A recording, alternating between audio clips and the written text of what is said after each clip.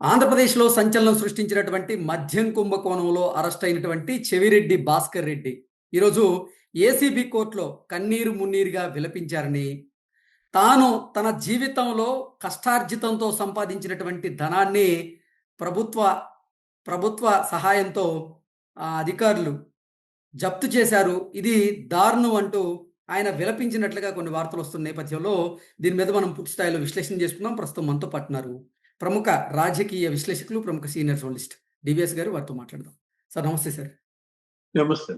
మద్యం కుంభకోణంలో అరెస్ట్ అయ్యి జైలు జీవితాన్ని గడుపుతున్నటువంటి చెవిరెడ్డి భాస్కర్ రెడ్డి ఈరోజు ఏసీబీ కోర్టులో ఆయన బరస్ట్ అయినట్టుగా, నేను నా జీవితంలో కష్టార్జితంతో సంపాదించినటువంటి ధనాన్ని నా మీద కక్షగట్టి మరీ ఆంధ్రప్రదేశ్ ప్రభుత్వ సహాయకాయంతో అధికారులు నేను సంపాదించినటువంటి ఆస్తులను జప్తు చేశారు. అది దారుణం అంటూ చెవిరెడ్డి భాస్కర్ రెడ్డి విలపించినట్లుగా తెలుస్తోంది.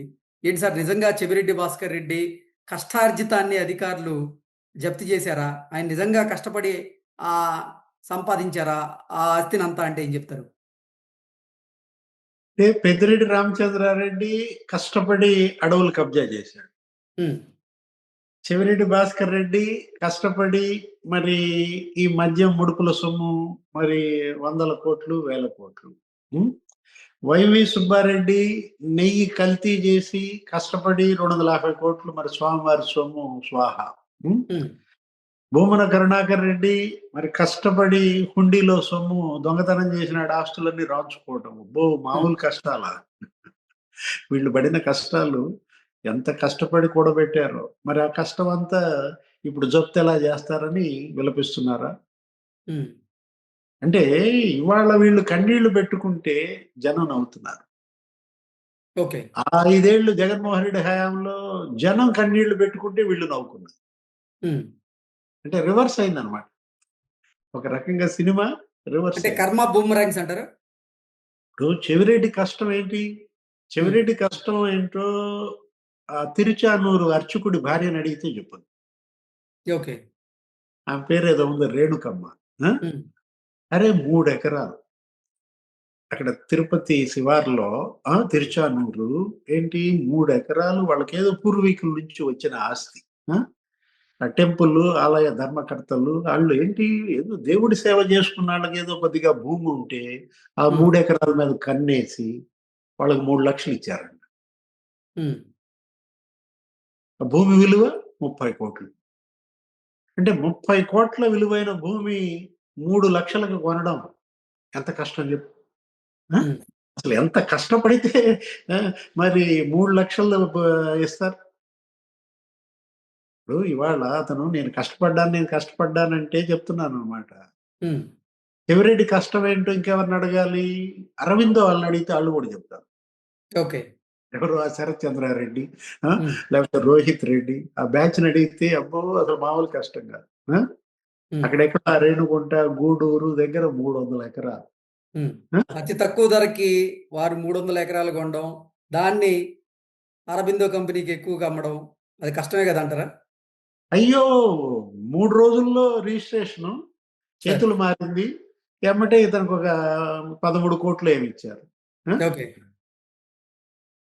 ఆ 13 కోట్లతో మళ్ళా తిరుపతిలో రియల్ ఎస్టేట్ భూములు కొన్నానని, అదే ఈ రేణుక వీళ్ళందరి దగ్గర. అంటే ఇతని కష్టం గురించి చెప్తుంటే రియల్ ఎస్టేట్ రంగంలో ఆయన నైపుణ్యాన్ని ప్రదర్శించారా సార్? అదే అతను అన్నది, కష్టపడి నేను రియల్ ఎస్టేట్ చేసి సంపాదించానంటున్నాడు. ఇతని కష్టం ఏంటో ఋషికొండని అడిగితే కూడా చెప్పదు. అసలు ఇంతవరకు విశాఖపట్నం చెవిరెడ్డి భాస్కర్ రెడ్డి 1000 కోట్ల గురించి అసలు ఇంతవరకు ఎవరు విచారణ చేయలే. దాని మీద ఏమి కేసులు కూడా పెట్టినట్లేరు. ఇప్పుడు ఋషికొండ దాని గుండు కొట్టారు, మొత్తం తొలి చేశారు. ఏమైపోయింది అదంతా? ఆ రాయి, ఆ కంకర, ఆ చిప్స్, మొత్తం అక్కడ మట్టి అంతా అమ్మేసుకున్నది ఎవరు? ఆ కాంట్రాక్ట్ ఎవరిది? 1000 కోట్లు అంట కేవలం ఋషికొండ మీద. మరి ఇతని కష్టం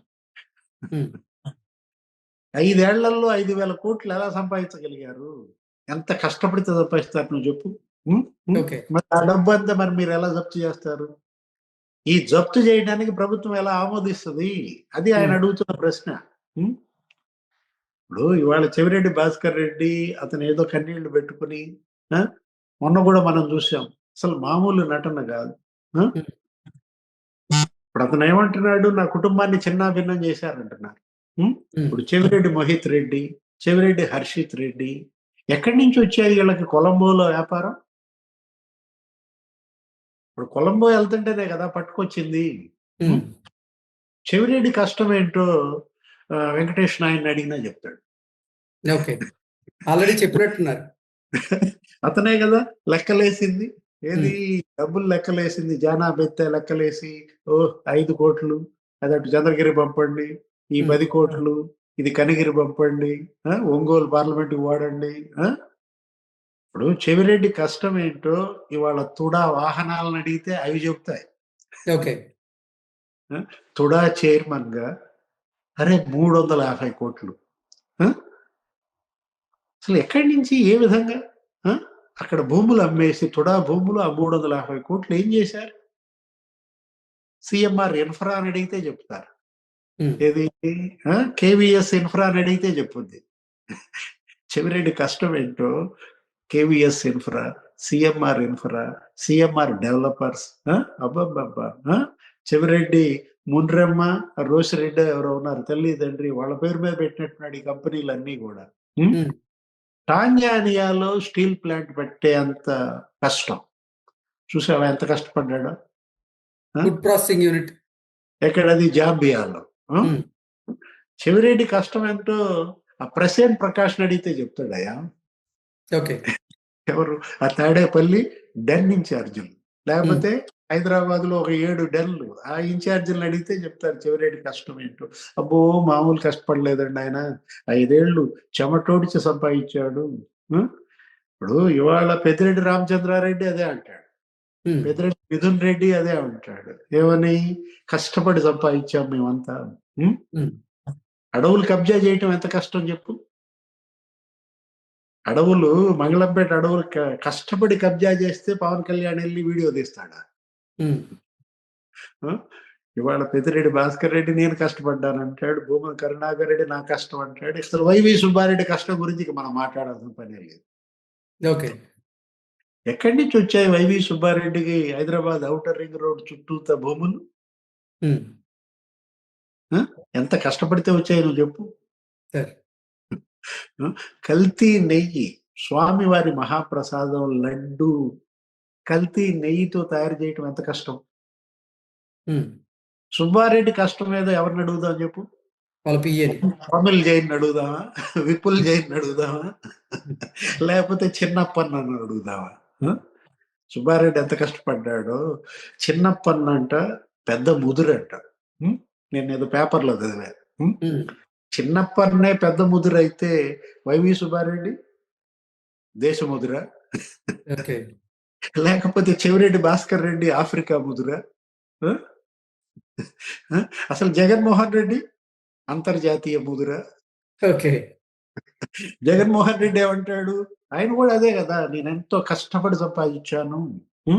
భారతీయ సిమెంట్స్ పెట్టాను, ఉమ్, నేనెంతో కష్టపడి, మరి జగతి పబ్లికేషన్స్, సాక్షి ఛానల్, సాక్షి పత్రిక నా కష్టం, వాటిల్లో ఉమ్, వాటా అడుగుద్దా షర్మిల అంటాడా? అదేగా ఎన్సిఎల్టీలో కేసులు. ఆ? ఉమ్.